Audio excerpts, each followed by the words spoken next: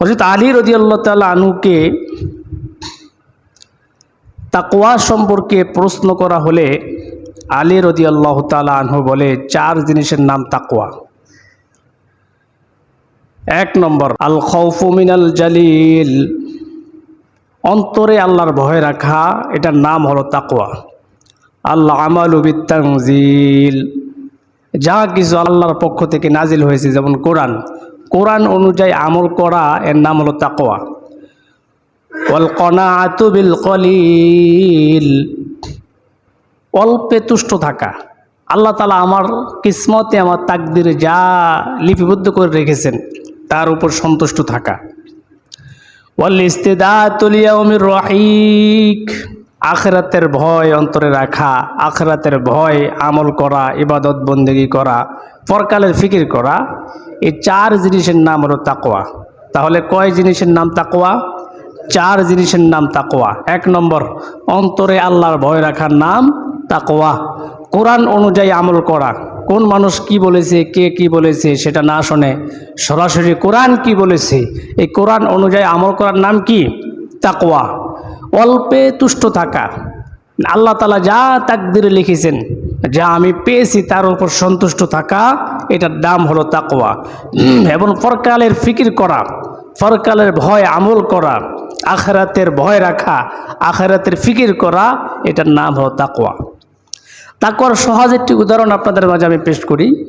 নবীজির একজন বিখ্যাত সাহাবী হযরত ওমর ইবনুল খাত্তাব রাদিয়াল্লাহু তাআলা আনহু, তিনি হযরত উবাই ইবনুল কাব রাদিয়াল্লাহু তাআলা আনহুকে তাকওয়ার ব্যাপারে প্রশ্ন করলেন। বললেন, হে উবাই ইবনুল কাব, তুমি আমাকে তাকওয়ার সম্পর্কে বলো, তাকওয়া কি?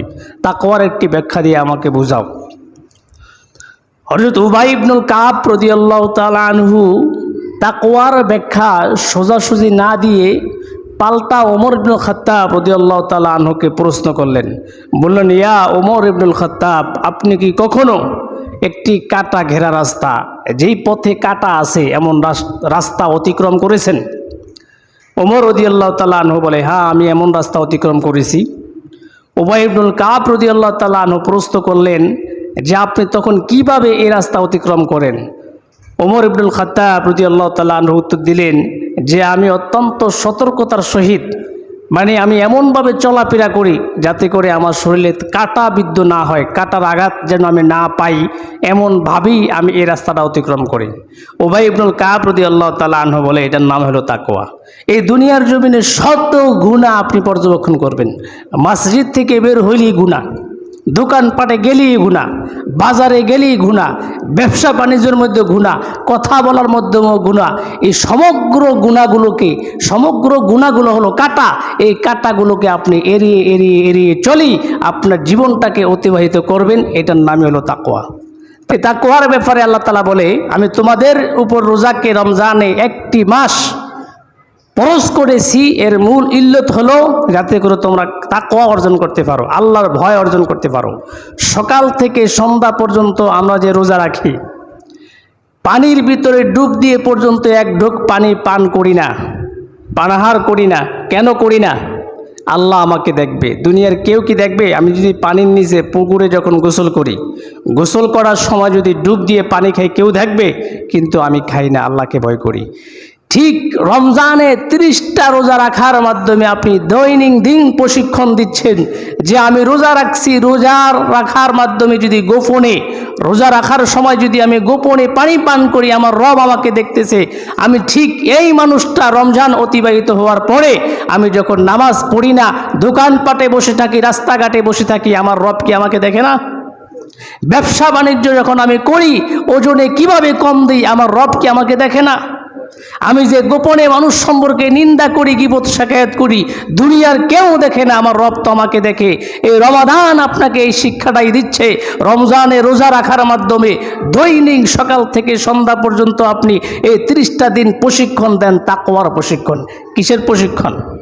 এই তাকওয়া সম্পর্কে পবিত্র কোরআন সূরাতুল হাসরের 18 নং আয়াতে আল্লাহ তাআলা জানিয়ে দেন, ইয়া আইয়ুহাল্লাযীনা আমানুত্তাকুল্লাহ, হে ঈমানদাররা আল্লাহকে ভয় করো, আল্লাহকে ভয় করো।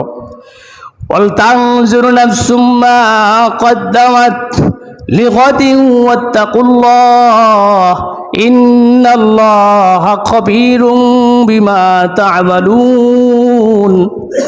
হে ঈমানদাররা, দুনিয়ার জমিনে হাজারো মানুষ রয়েছে, সমগ্র মানুষদেরকে আল্লাহ তাআলা উদ্দেশ্য করে বলে নাই, দুনিয়ার জমিনের ভিতর যারা ঈমান এনেছে, আল্লাহর প্রতি ঈমান এনেছেন, তাদেরকে আমার আল্লাহ সম্বোধন করে বলেন ইয়া আইয়ুহাল্লাযীনা আমানু, হে ঈমানদাররা, দুনিয়ার জমিনের ভিতর যারা আমি আল্লাহর উপর ঈমান এনেছো, ইত্তাকুল্লাহ, তোমরা আল্লাহকে ভয় করো।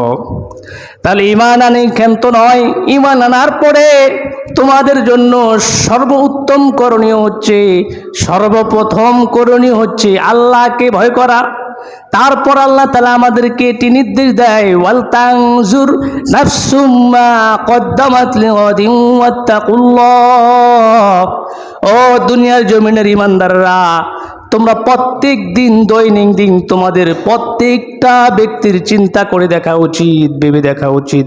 ওয়ালতানজুর নাফসুম মা কদ্দামাত লিগাদিন ওয়াত্তাকুল্লাহ। তোমরা প্রত্যেক দিন দৈনন্দিন প্রত্যেক ব্যক্তির চিন্তা করে দেখা উচিত যে তুমি তোমার ভবিষ্যৎ জিন্দেগির জন্য, আগামী দিনের জন্য কি তোমরা প্রেরণ করো। আমার আল্লাহ এই আয়াতে আবার বলেন ওয়াত্তাকুল্লাহ, আল্লাহকে ভয় করো। ইন্নাল্লাহা খাবীরুম বিমা তা'মালুন। আমার আল্লাহ জানায় দেন, হো দুনিয়ার ঈমানদাররা, তোমরা কি করো না করো দুনিয়ার জমিনের ভিতর, আমি আল্লাহ তাআলা সকল বিষয়ে খবর রাখি, পর্যবেক্ষণ করি। এই আয়াতের ভিতরে আল্লাহ সুবহানাহু ওয়া তাআলা জানিয়ে দেন, ঈমানদাররা, যারা আল্লাহর প্রতি ঈমান এনেছো, তোমরা আল্লাহকে ভয় করো। এবং প্রত্যেকটা ঈমানদার ব্যক্তির, যারা আল্লাহর প্রতি ঈমান এনেছে, ওয়াল তানজুর, এ প্রত্যেকটা ব্যক্তির ভেবে দেখা উচিত, চিন্তা করা উচিত, ফিকির করা উচিত যে মা কদ্দামাত লিগাদ, যে সে আগামী দিনের জন্য ভবিষ্যৎ একটা জিন্দেগি আমাদের রয়েছে, আছে কি নাই, পরকাল। এই প্রত্যেকটা ঈমানদার ব্যক্তির ভেবে দেখা উচিত, ফিকির করা উচিত যে সে তার ভবিষ্যৎ জীবনের জন্য, পরকালের জন্য কি প্রেরণ করে। তারপর